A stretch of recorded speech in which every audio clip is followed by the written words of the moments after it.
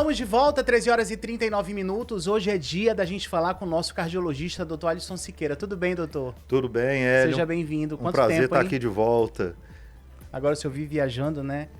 Estamos aí trabalhando aí no interior do estado, tudo, mas sempre que tiver estamos juntos aqui. Pronto, olha, hoje a gente vai conversar com o Dr. Alisson no nosso quadro Saúde com Especialista sobre a importância do teste ergométrico na prevenção de doenças cardíacas, né? A gente sabe que o teste ergométrico, também conhecido como teste de esforço, é um exame não invasivo realizado geralmente em uma esteira ou bicicleta ergométrica durante o esforço físico progressivo.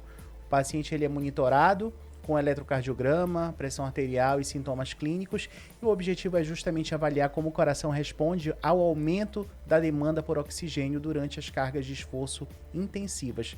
Doutor, já começo lhe perguntando, nem sempre o corpo dá sinais que tem alguma anomalia ali no coração, né? E nós temos visto pessoas cada vez mais jovens apresentando cardiopatias. Qual é a importância do teste ergométrico nesses casos para a detecção? Hélio, você explanou muito bem sobre o teste ergométrico. Eu fico até agora um pouco até inibido, que você já deu a maioria das informações. Imagina. Mas o teste ergométrico, ele é um exame de rastreio para as doenças cardiovasculares. Rastreio de doenças e também de diagnóstico. Principalmente o diagnóstico da isquemia miocárdica, que é a obstrução das artérias coronárias, o entupimento das veias do coração, que pode levar a pessoa a ter um infarto. A sua importância reside no fato de nós detectarmos as complicações cardiológicas antes do paciente apresentar qualquer sintoma. Então, às vezes, a pessoa faz a sua atividade física no dia a dia, faz a sua corridinha de rua, mas ela já tem algum grau de isquemia no coração, ela tem alguma arritmia que ela não percebe. E o teste ergométrico é um exame capaz de detectar isso precocemente antes do paciente ter sintomas, antes do paciente sentir alguma dor no peito, antes dele sentir as palpitações. Então é um exame que é usado precocemente na avaliação dos pacientes. Perfeito. Olha, tem mensagem aqui, se você quiser participar, é 991-54-1079. Manda mensagem pro Dr. Alisson. Faça como o José Almeida, lá do Buritis. Ele fala: Dr. Alisson, eu caminho todos os dias no fim da tarde. Já faz um tempo que começo a sentir um cansaço forte e uma pressão no peito depois de alguns minutos. Sempre fico na dúvida se é só falta de preparo físico ou se pode ser algo mais sério no coração. O teste ergométrico, ele vai conseguir mostrar alguma diferença, doutor? Sim, o teste ergométrico é utilizado principalmente nesses pacientes que estão fazendo atividade física e sentem algum sintoma.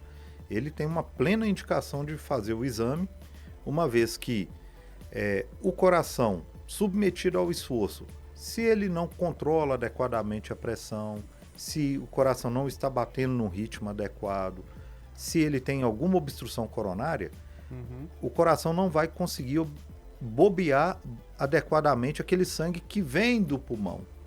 E aí começa a reter um volume de sangue no pulmão da pessoa perante o esforço, que pode levar a um cansaço desproporcional ao nível do esforço. Também pode gerar esse desconforto que ele sente no peito, pode estar relacionado a alguma obstrução coronária. Tudo isso depende da idade, dos fatores de risco que a pessoa tem. Deixa eu ver aqui quantos anos ele tem. É importante investigar, né, doutor?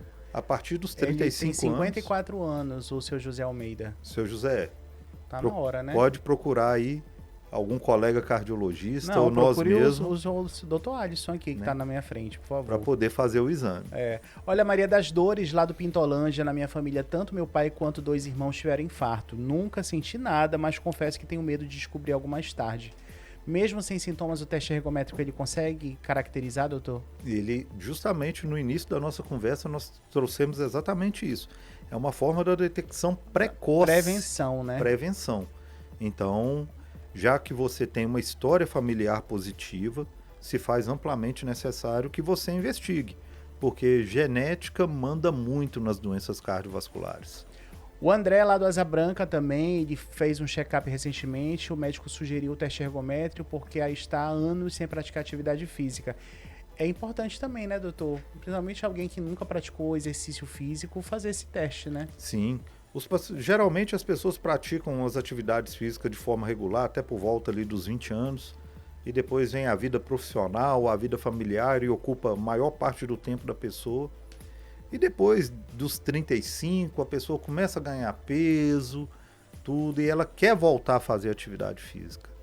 Jamais voltar, depois desse período aí de 15 anos sem fazer uma atividade física, jamais retornar sem uma avaliação médica. E o teste ergométrico é ferramenta primordial nesse retorno às atividades físicas. A gente vê que hoje em dia está muito mais frequente, a gente falou agora no início, os jovens adquirindo doenças cardíacas, né? Justamente pela questão do estilo de vida, da falta de exercício, da tela também, né? Enfim, tudo isso são fatores além da alimentação, né, doutor?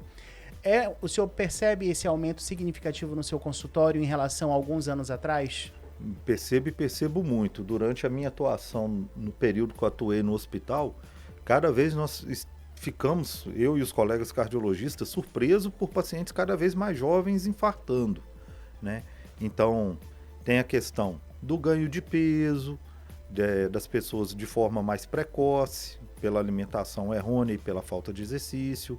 Tem a questão do estresse também associado. Cada vez nós temos atividades profissionais cada vez mais estressantes.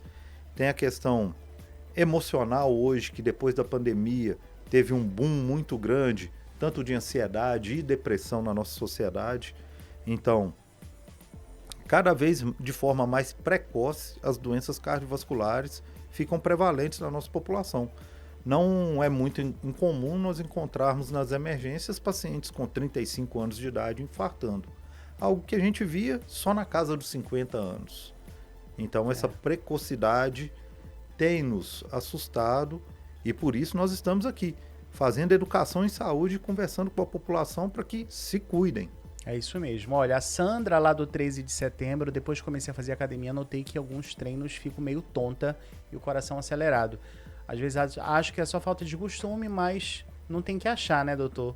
Tem que fazer o teste ergométrico, porque ele vai esclarecer se a reação é normal ou não, né? Exatamente. No teste ergométrico, nós fazemos não só a avaliação da isquemia miocárdica, que são as coronárias obstruídas, entupidas por placas de gordura, mas nós avaliamos o comportamento da pressão arterial durante o esforço.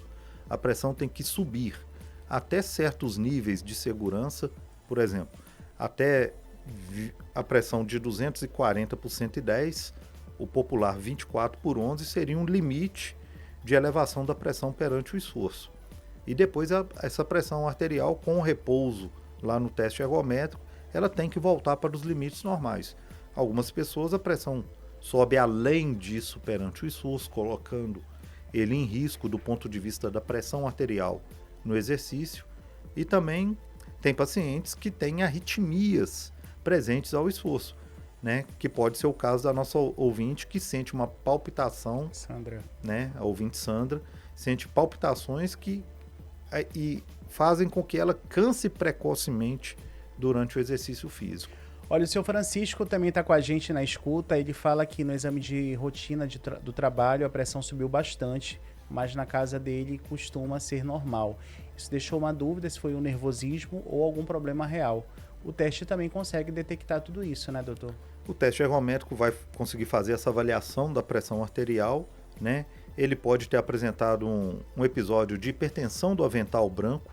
Todos os pacientes, todo mundo quando vai consultar, ele não sabe o que espera do outro lado, gera um pouco de tensão, a pressão sobe um pouquinho, mas quando a pressão sobe demasiadamente, né? Uma pessoa em casa apresenta uma pressão de 12 por 8, chega no consultório. Que não é mais considerada normal agora, né? A 12 por 8, ou é controverso essa nova realidade? Não tem nada de controverso. 12 por 8 é uma pressão normal, né? Antigamente, entre 12 por 8 e o 14 por 9, nós tínhamos uma estratificação aí no meio, que era o 13 por 8,5, e hoje essa estratificação do meio, nós tiramos ela. Então, o paciente acima de 12 por 8 até 14 por 9, ele é o paciente pré-hipertenso. Esse paciente pré-hipertenso, se ele tem algum fator de risco cardiovascular, né, por exemplo, o paciente ele tem uma doença renal crônica já instalada, se ele é diabético, se ele tem algum grau de doença coronária ou doença carotídea, por exemplo, faz o Doppler de carótidas, vê que tem placa. Nesse paciente, entre 12/8 e o 14/9, nós já iniciamos o tratamento da hipertensão. Já nos pacientes que não têm nenhum fator de risco, isso faz com que nós médicos incentivemos esses pacientes a mudar o estilo de vida. Ah, o senhor é tabagista, parar de fumar. Está acima do peso, tem que controlar o peso. Ah, se tem dormido mal, tudo, fez um exame de apneia do sono, viu que tem a síndrome da apneia do sono, tem que tratar. Então, entre o 12/8 e o 14/9, com fatores de risco, nós iniciamos o tratamento. Nesse estágio, sem fatores de risco, temos que fazer um programa de mudança de estilo de vida.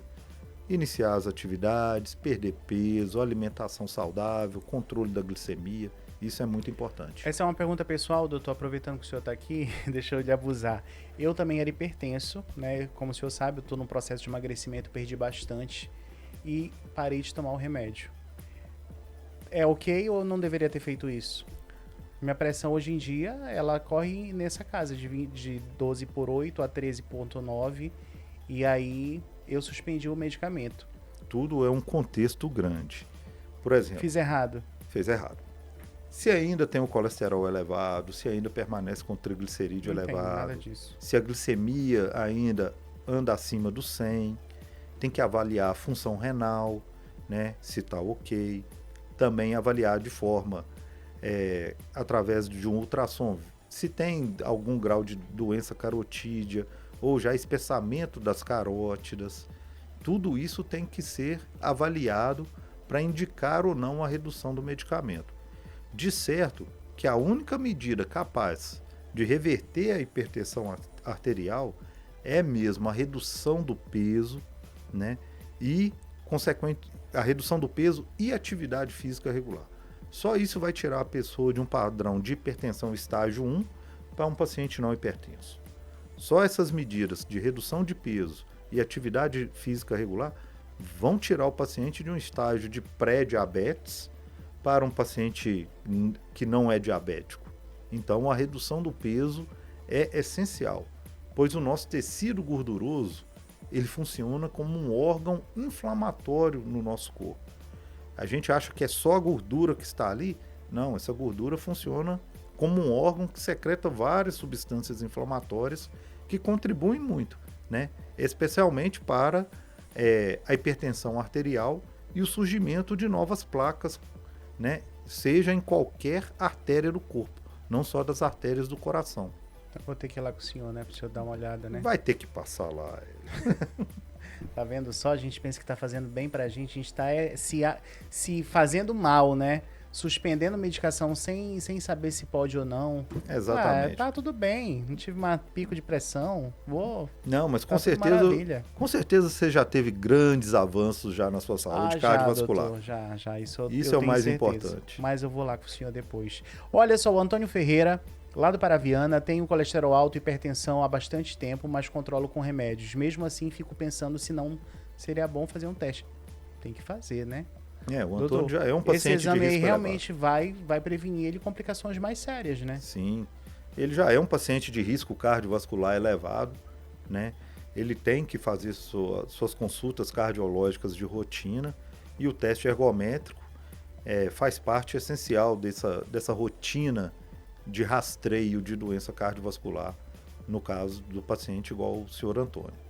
Olha, pra gente finalizar, o Lucas também, lá do Jardim Primavera, sou jovem, faço musculação regularmente, mas às vezes no meio dos treinos meu coração dispara de forma repentina e depois normaliza.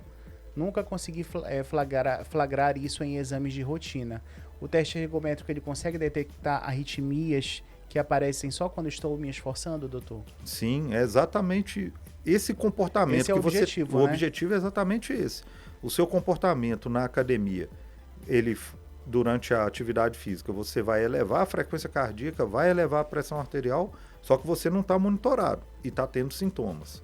Já no teste ergométrico, né, nós vamos te submeter a uma carga de esforço, onde nós vamos observar a elevação da frequência cardíaca, elevação da pressão arterial, só que de forma monitorada, de forma objetiva. É natural o coração acelerar durante a atividade física. O que ele não pode é acelerar de forma descoordenada, que é o quê? A arritmia induzida pelo esforço. E pode ser o caso dele. Perfeito. Doutor, muito obrigado por ter vindo hoje. Volte mais vezes aqui para a gente poder falar sobre outros temas legais. Onde é que o senhor está atendendo? Fala pra gente. Estamos lá na Titânio, na rua Cecília Brasil 869, tá?